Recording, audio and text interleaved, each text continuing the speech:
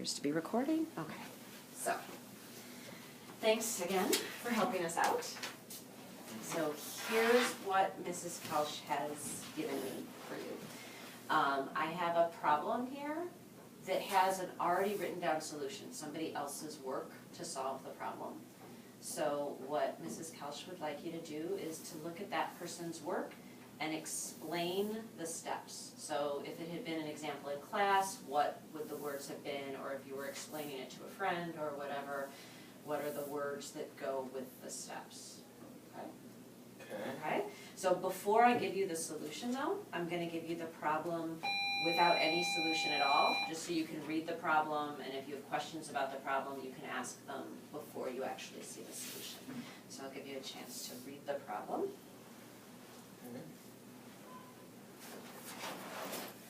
And I have a pencil. If you may not have to write, because I'm going to give you a solution, but in case you want to write, there's a pencil.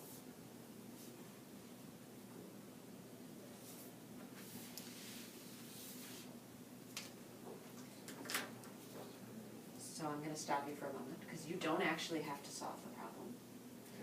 But are there any pieces of it that you want to ask me, vocabulary or anything, before? I know you prefer, I use it forever, I just work based on what I usually do. So right, here. Here's what we're going to do. This is why I'm stopping you. This is the same problem, only somebody else has already done a bunch of things to solve it. Okay. So this is where they started, and these are all of their steps, and then this is where they got to in the end. And so what Mrs. Kelsch is hoping you will do is talk through from whatever they did first all the way down and try and explain their steps. Okay, so I want you to take this here, right? Mm-hmm.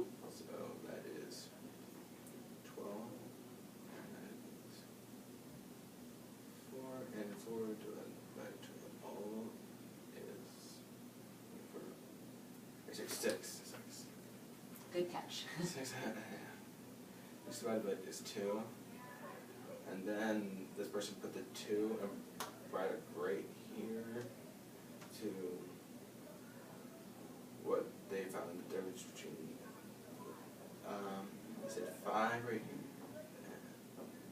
Sorry.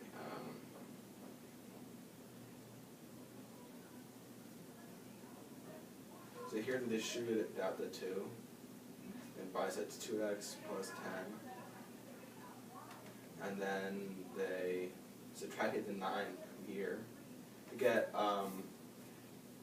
y equals 2x plus 1, which is f of x plus 2 plus 1. And then they gonna find the x value by turning f of x or y to 0.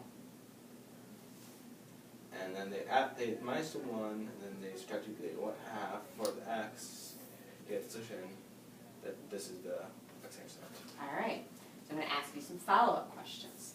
The first thing is, just because I think you said it really quickly, and I'm worried that the camera might not have picked it up, can you say again, you told me how they got from that line to that line, and I'm just not sure that it was... So they distributed the 2 to the x and to the 5, so they get 2x plus 10. Okay. And then here, at this very first step where you talked about the 17 minus 5 was the 12 and the 8 minus 2 was the 6 and that was a 2, what was that all about? What was their goal in that step? What were they finding or doing? What's that 2? They were finding, so the question is y equals mx plus b. Okay.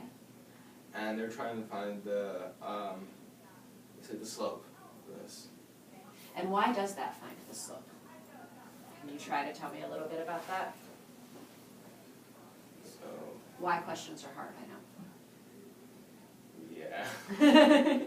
So, but give it a shot. There's no real right or wrong. What Mrs. Kelsch is listening for is for you to just talk about what you actually know. So if there's something you don't know, that's not a big deal, but to just talk about what you do, so. Okay, so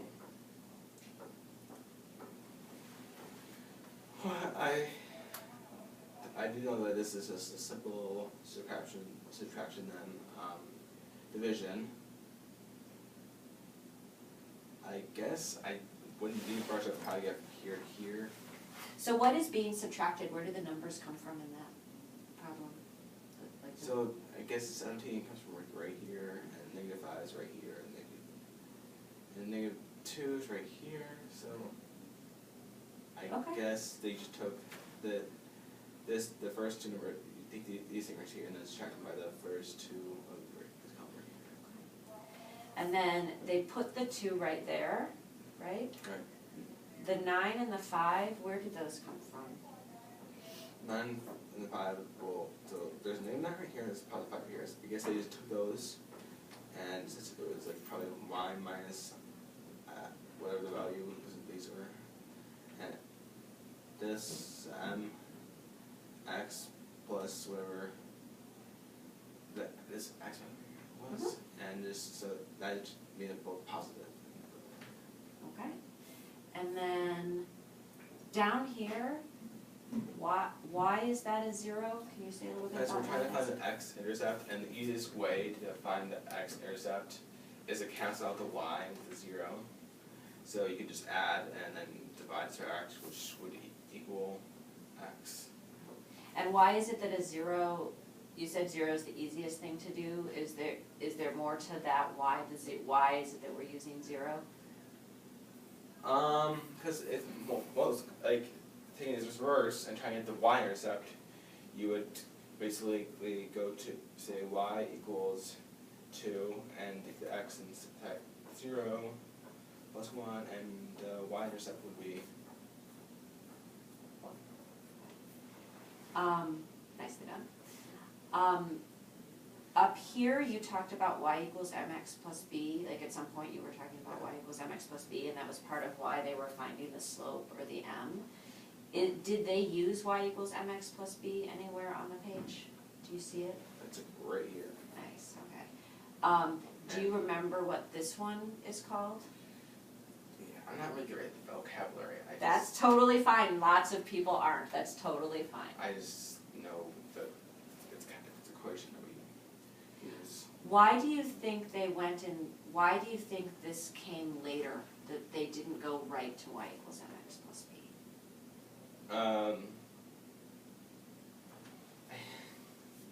It's a prediction problem, so you might not have an answer, that's okay. But do you think there was a reason why? I guess to figure out the slope, like I usually found the slope by taking this and finding the difference between these two, and then finding the slope between that. So you just predicted my last question, which is what would you have done differently? So could you say a little bit more about that? So like between these two, I would say this is plus 3 Mm-hmm. and plus 6. And I find out that if this is it, this is the difference between this is 4 and this is 8. Now there's the same time starting to see a pattern here. And between this is 6. And this between this and this is 12. Okay. So we're seeing a rise, a pattern here. So each time this is going up by 2, and each time this is going up 2, then it's going up by 4. Okay. So there is going to be actually, where is it going to, yeah. It's going to look a little different than what I'm trying to think of, because there's a bigger jump from here to here. So does that make it harder to find the slope, or does that help you find the slope? Because you said you were doing that to find the slope, right? So Yeah, we did this a while ago. I know, it's a long time, I know, that's why I'm trying to prompt, just to get you to say as much as you remember, because I know it was a long time ago. So you said you were looking for a pattern there. Is there, and you talked a little bit about that pattern, can you talk a little bit more about the pattern, just in terms of whether that tells you the slope, or whether that makes it harder to tell you the slope? It tells me the slope because it says like there's a difference between all these numbers, and I think I'm not just basing this on resting memory that I don't think this actually is a linear, because linear function would have the same difference between all the numbers, right? That's good memory. Linear function would have sort of the same difference. So what did they So find? this is going up by 2 times each 2 times. Each time it's 2, and 2 times 2 is 4, so it's going up that. So when you're making a graph, I don't know if you remember how to make a graph, but like if I go to this one that you circled here, if you were gonna make that into a graph, what would that graph look like? Go ahead and graph it, because it'll be easier probably to talk about if you have a picture in front of you. So I should put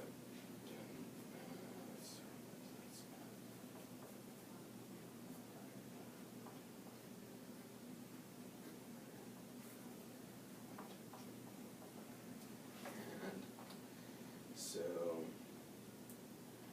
that'd be 1, sorry. Here that'd be so up 2 over 1. Up 2 over 1. And that would be basically the graph for Cool, okay. this one. It's a turn thing. So if you were gonna explain to someone, I just saw it when you wrote it on the paper, but if you were gonna explain to someone how you used that slope of 2, what would you say in words was how you used that slope of 2? I used so every number that's just a regular number 2 or 3, 4, 5, whatever has a visible division over 1 Okay. for it, Uh-huh. and then the one on top is always the rise or the y, Okay. and the bottom is the run, which is the x value. Okay. Cool. So what that means is you go up and over 1, up and over 1. Cool. Okay, so then my last question, because I was just if there's anything else differently based on your rusty memory that you would have done something different with the slope, Yeah. this piece. As you look at the rest of the solution, is there anything that you would have done differently?